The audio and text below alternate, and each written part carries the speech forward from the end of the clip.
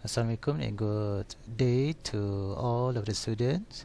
Okay, today we are going to learn about the chapter 12, which is the amino acid. So in this topic, you will have 12.1, which is introduction to amino acids, and 12.2 chemical properties.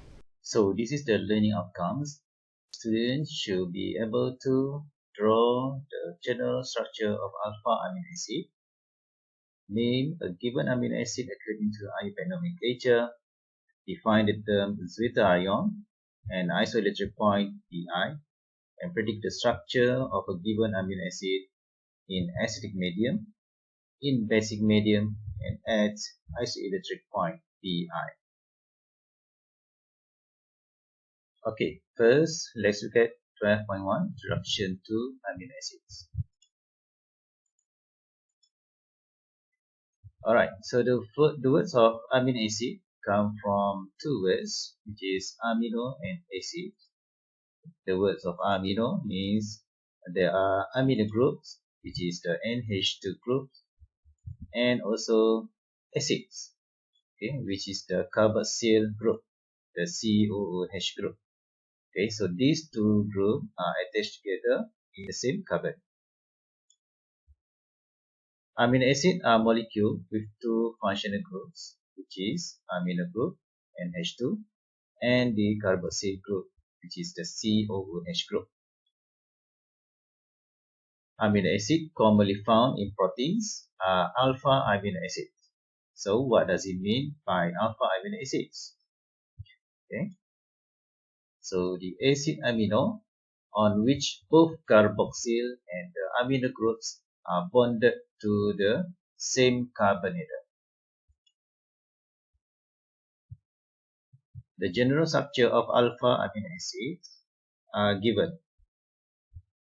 Okay, so you can see here there are NH2 group, which is the amino group, and also the acid group, which is the COOH group. They are attached at the same carbon, and then this carbon we call it the alpha carbon. Here are the classification of 20 alpha amino acid proteins. So it is suggest that you can memorize these 20 alpha amino acids. So we can see here the first one of the alpha amino acid group is glycine, or with the short form of GLY. Okay, the structure for the glycine is here. You can see that this amino group and also the acid group are attached at the same carbon, and you can see there are another one hydrogen here and also another hydrogen here.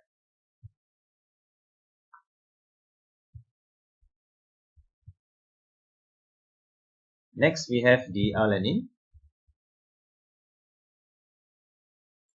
The difference between them, between the glycine and the alanine, is the hydrogen group. Okay, so you can see the hydrogen group at the glycine, and also the alanine you have the methyl group.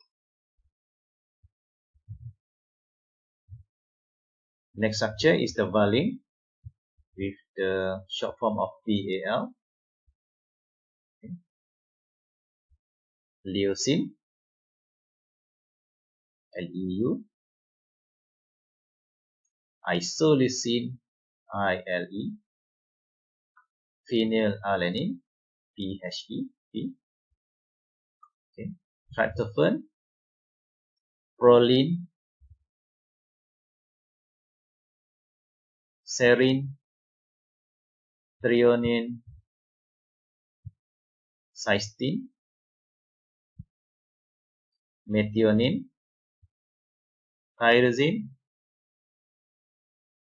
asparagine, glutamine, aspartic acid, glutamic acid, lysine,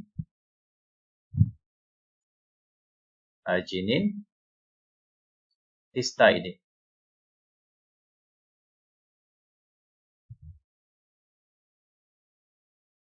So keep in mind, the amino acid with an additional COOH group in the side chain is an acidic amino acid. As you can see here, in this structure, in the structure of amino acid, you can see there are two carboxylic acid group, attached at the same structure. Okay, so this alpha amino acid is in acidic form. Amino acid with an additional nitrogen atom in the side chain will be basic amino acid. For example, in this structure.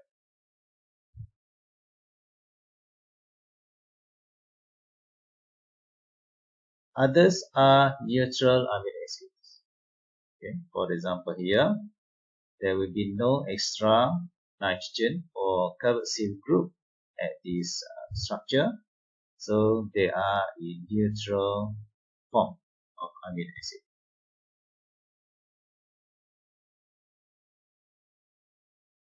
Okay, so now let's see the nomenclature for the amino acid. The name of alpha amino acid given are common names.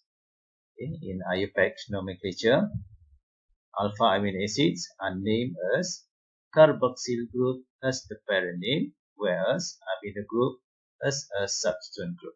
Okay, so this one we have already know that the priority of the group is given by the carboxyl group, which is the highest. Okay, and then the others, okay, like amino group, will be the substituent group. However, the IUPAC names are not normally used for the alpha amino. Okay, like for this one, you can see here, this is the amino ethanoic acid. The common name for this amino acid is glycine. Okay. This is 2-amino propanoic acid, or we can call it alanine. So how to name this amino acid based on the IUPAC nomenclature? Let's see, the first one, glycine. Glycine, we have the formula of this one. This is the simplest amino acid. So glycine, we have one COOH group and also one NH2 group, and also we have the two hydrogen here.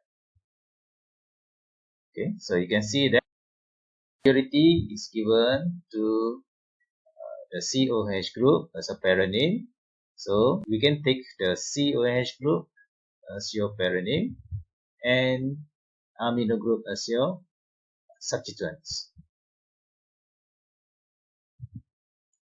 So this name is amino acetic acid or amino ethanoic acid.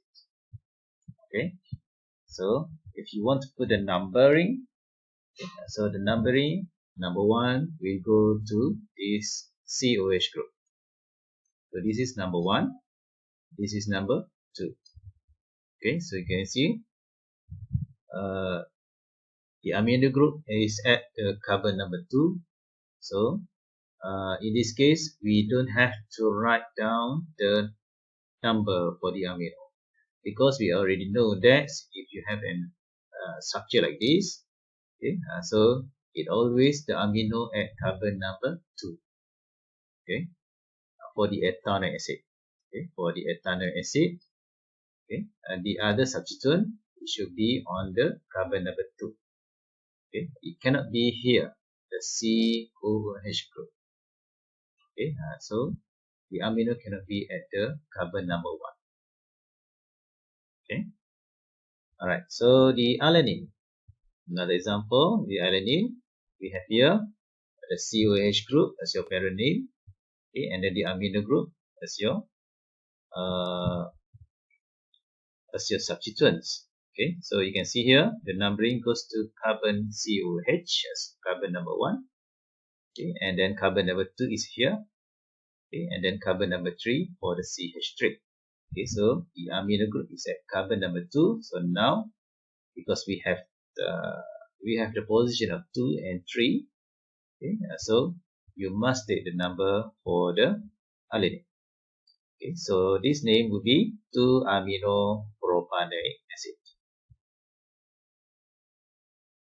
So valine. So valine, we have another uh, example here, and then we have an extra carbon. Right, so here you have the COH always will be the parent name and always will be the number 1. Okay, and then next carbon will be number 2, number 3, and number 4. Okay, so you should always find the longest chain. You should always find the longest chain for the structure.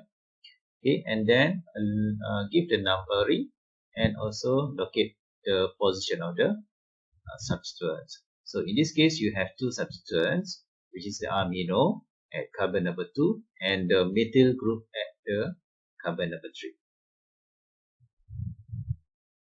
So the name will be 2-amino 3-methyl butanoic acid. Okay, and amino will be at the front because it will follow the alphabetical order. Okay, so amino with A and methyl with N. So amino should come first. Okay, so 2-amino 3-methyl butanoic acid. Okay, next we have the isoleucine with more carbon here.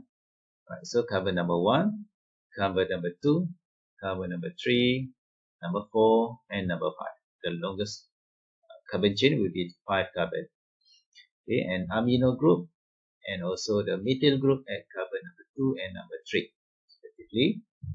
Okay, so the name will be 2-amino 3-methyl pentanoic acid.